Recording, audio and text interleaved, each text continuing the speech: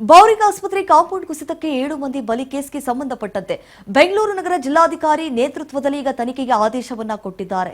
ಸರ್ಕಾರಕ್ಕೆ 7 ದಿನದಲ್ಲಿ ವರದಿ ಕೊಡಬೇಕು ಅಂತ ಹೇಳಿ ಸೂಚನೆ ಕೊಟ್ಟಿದ್ದಾರೆ. ಸಮಿತಿಯಲ್ಲಿ ತಹಶೀಲ್ದಾರ್, ಪಿಡಿಒ, ನಿವೃತ್ತ ಮುಖ್ಯ ಇಂಜಿನಿಯರ್, ತನಿಖೆ 6 ಜನ ತಜ್ಞರ ಸಮಿತಿಯನ್ನ ನೇಮಕ ಮಾಡಿದೆ ರಾಜ್ಯ ಸರ್ಕಾರ.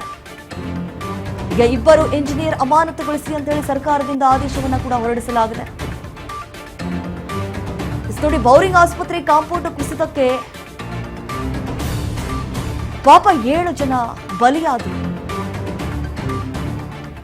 ಕಾಂಪೌಂಡ್ ಕುಸಿತಗೊಂಡಿದೆ, ಅದನ್ನ ನೋಡಬೇಕು ಅನ್ನುವಂತಹ ಮಿನಿಮಮ್ ಕಾಮನ್ ಸೆನ್ಸ್ ಇರಲಿಲ್ವಾ ಅಧಿಕಾರಿಗಳಿಗೆ? ಕಣ್ಣು ಮುಚ್ಕೊಂಡು ಕೂತಿದ್ರೆ ಇಷ್ಟು ದಿನ.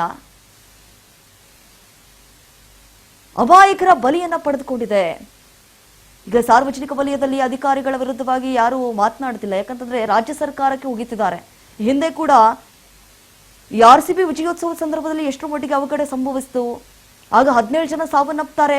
ಆ ಸಂದರ್ಭದಲ್ಲಿ ರಾಜ್ಯ ಸರ್ಕಾರನೇ ನೇರ ಹೊಣೆ ಅಂತ ಹೇಳಿ ಸಾರ್ವಜನಿಕ ವಲಯದಲ್ಲಿ ಆಕ್ರೋಶ ಕೂಡ ಭುಗಿಲೆದ್ದಿತ್ತು.